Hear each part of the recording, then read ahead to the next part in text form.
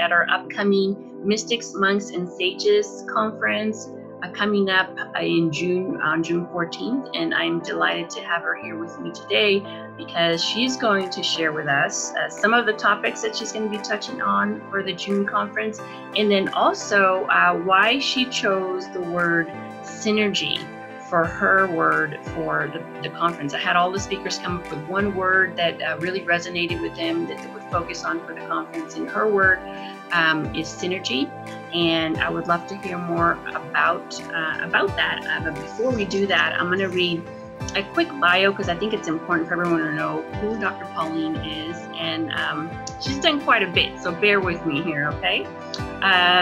Dr. Pauline is the ambassador of Magical Conversations and gender dynamics expert. She is an international best-selling author, international speaker, educator, and entrepreneur, establishing Corporate Heart International, an executive performance consultancy in 1999. With over 30 years of delivering corporate consultancy experiences in the UK, Asia Pacific, and USA, her passion and purpose is to enlighten and educate men and women to value and leverage their potential together.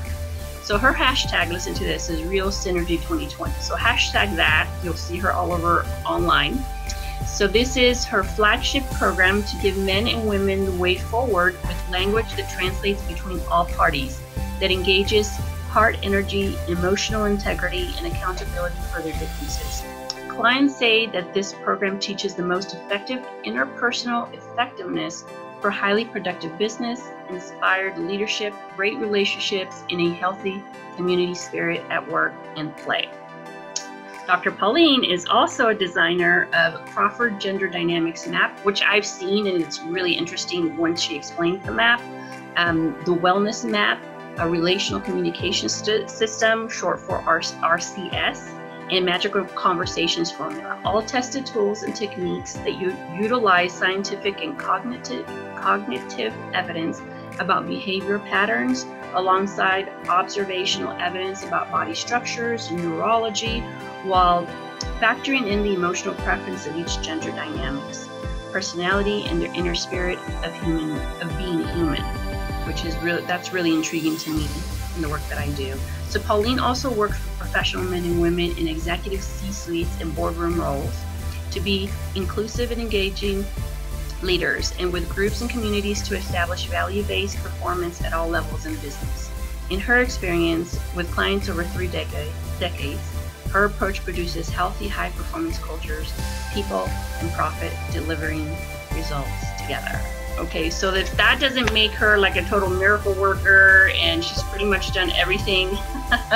I don't know what does. That's pretty amazing. I know she's done all these amazing things, but what I love about Dr. Pauline is that every time I have coffee with her, I learn something new.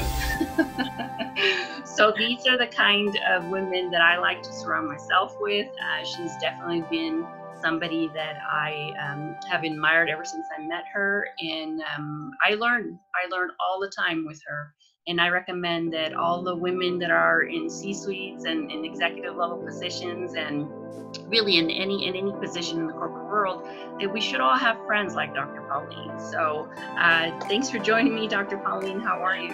I'm very well, and thank you. It's quite awesome to listen to a review about oneself, and yeah, I have actually been around a long time, so I have done all of those things.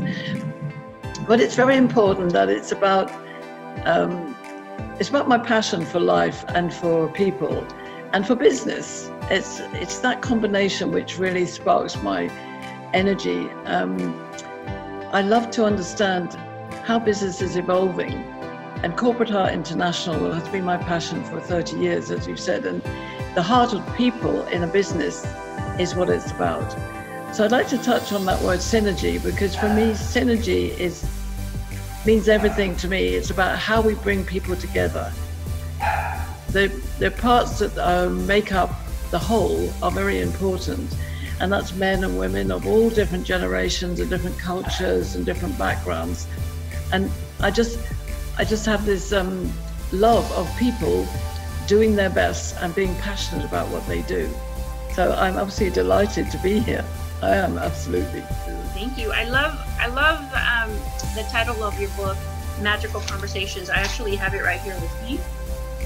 I love it because not only is it all your expertise and everything that you learned throughout the years, but it's also your personal story and how you met your husband and how you lived in Malaysia, was it? And you've done all these really cool things and have done business practically all over the world. And, you know, at the end of the day, what I love about this book is that everything starts with a conversation, and conversations truly are magical. And I love our interaction together. Ever since I've known you, we have had these magical conversations that you talk about in the book. And as we grow together, and as I learn from you all the time, I realize that it's not just about business, but it really is about being human and being in people.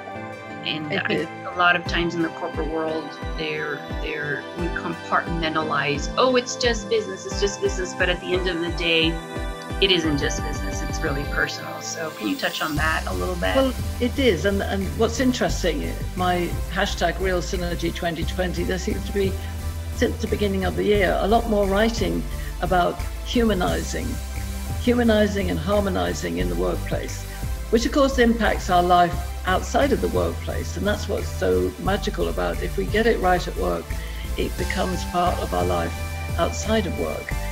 And just to touch on the idea of magical conversations, because sometimes people say, well, you know, isn't that a bit fluffy? It's not at all, as you'll see in the book. It's about coming to a space without judgment. Now that is quite a challenge to human beings. We have a judgment often about where we work, who we work with, why we're working. But actually, if we come to the conversation without judgment, we allow for people to clarify and collaborate and contribute. These are my three key words when it comes to conversation. And what I feel is really important is we've got to a stage now where, because women have become so empowered to be part of the workplace, and we do like to have conversations, that we bring this conversational culture to the workplace, where maybe over the decades men have not had such a conversational culture. Right. Naturally, men are more task focused and women are more relationship focused. So that brings us into a different environment. And the book, Transforming Conflict into Collaboration, is my own personal passion. It's not that I won't face up to conflict, but I think real conflict, anger, destruction is a waste of our valuable human value. And so if we can decrease that, not avoid conflict, but deal with it in a way that brings us together, then we will get much more out of every day. And every day is a blessing to us and to the business. So it's this wonderful balance between life and business.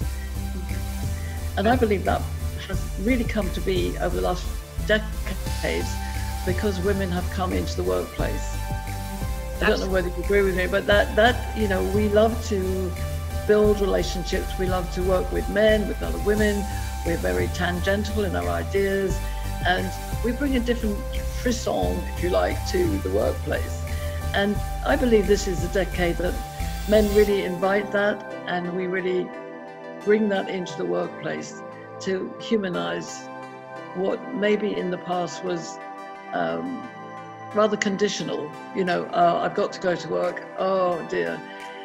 You know, if I don't go to work, I won't get paid, that kind of attitude. Whereas we want to have, wow, you know, I'm going to work and I'm enjoying my job and I get paid. Right. I love what you said about humanizing and harmonizing. Yeah. I think that we are, I've always been an optimist. I believe that we're on our road there, that we are beginning to humanize our workplace. And definitely, I love this combination that you're using. And another thing about your work is when I first sat down with you and after I read your book and then looking at the map that you had created, the gender dynamics map, and you explaining to me about the male-male energy and the male-female energy, and then all these different types. And I'm literally looking at this map, having coffee with you, thinking, oh my God, if I would have understood these ideas, these concepts I probably wouldn't have left my corporate career. I probably wouldn't have, because I would have had the tools to face what I was facing at the time, which was I was working in a dominant work environment where it was incredibly hostile, and and we were money-making machines, and there was no harmony, there was no conversations, it was just making money, and it was not a good environment. In a way, I'm glad that I got out, because I preserved my health and got better and healthier when I left the corporate world. But if I would have had the tools that you explain in the book and in the work that you've done, I think I would have seen it different. Maybe I would have left, I don't know, but I would have definitely done life differently. And that's one of the reasons why I'm really looking forward to you sharing your message at the conference, because I believe that the message is more for, and correct me if I'm wrong, but it's more for women, and women like me who have been submerged in the corporate world, who are running alongside men who are making the same amount of money as men, and who we've almost learned to pick up on the male energy in order to survive, when what your work says to me is that we don't need to do that. Absolutely. And a couple of points there is that your workplace was making you unhealthy. Now, it probably wasn't making the men's lives unhealthy, but there was an imbalance. And we are different, totally different creatures. I always say, we're different species. And yet we have this thing about, well, we're all doing a piece of work, so we're all the same. But we have different operating systems. And my work is very much for women so that they don't feel put down. They learn how to manage and navigate the landscape with men and with other women and with business. But it's also with men as well, because we need both parties, and that's why synergy, and real synergy, is important, because it's real and genuine, authentic, and understanding that men and women are different. Now, that's not excusing any bad behavior on either side, but sometimes when there's a majority men, they have learned to do things in a male way, and it doesn't necessarily suit females. And as we've become increasingly part of the landscape, there's also a sense that men haven't really understood what that's about as women have become empowered. And I've interviewed many men over the last 2 years and asked them what's happening for men. And a lot of them say, well, we're confused about what women actually want.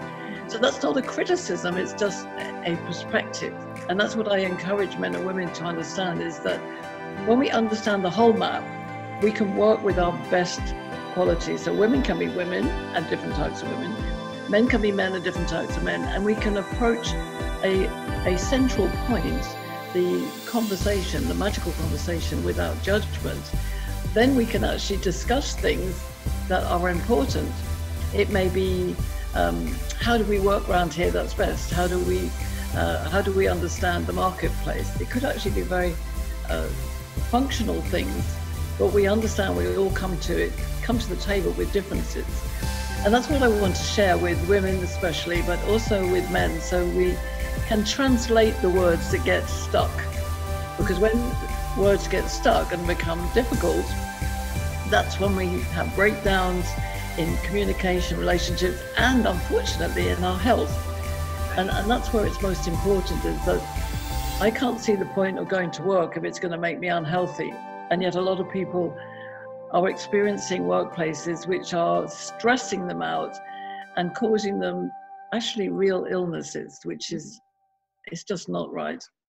Absolutely. I mean, I remember dreading to go to work, and it all shifted and changed for me when I had a panic attack. And I had never experienced what that was. I didn't even know that those existed. I had no idea what anxiety was. Even though I was experiencing anxiety daily, but I had not been open to this idea that there was such a thing. And I had to leave that career for my health, and then learning what it was that I had put myself through, and understanding the environment that I was in. I mean, it was just to give you a picture of what I was experiencing. I worked for a finance company, and I worked with only men, and we were all very well paid, and we worked very hard, and 7 days a week, 10 hours a day, and I was very proud of that for a very long time. And one time I walked into a meeting, and the boys are playing football inside the meeting, and I'm sitting there thinking, when are we going to get through this meeting so I can go back to work? And the football hits me in the head, and I fall to the ground, and the boys are laughing, and I got up, I left the room, and I waited for them to finish playing football with the ball, and I couldn't hear the conversation that was going on, because it was almost as if I didn't join them, then I needed to leave the room. So I opted not to join and to leave the room, and that cost me money, and that cost me friends. And years went by before I understood what it was I was doing. It wasn't necessarily wrong, but the way that I was behaving was not something that the men, and I called them boys because I was working at the time with boys. I called them boys, even though they were grown men. And there was nothing wrong with that. They were very playful, which I always encourage play at work. But I had my journey was one of really learning what was happening. And I believe that when I read your book and when I read your material, it almost solidified everything that I had understood. And I was like, oh, here's another woman who understands what I went through. Yeah. And it's okay. It's okay that I have male energy with female attributes, and that kind of energy can be perceived as threatening to another man, and that just understanding that piece for me was massive. That's great.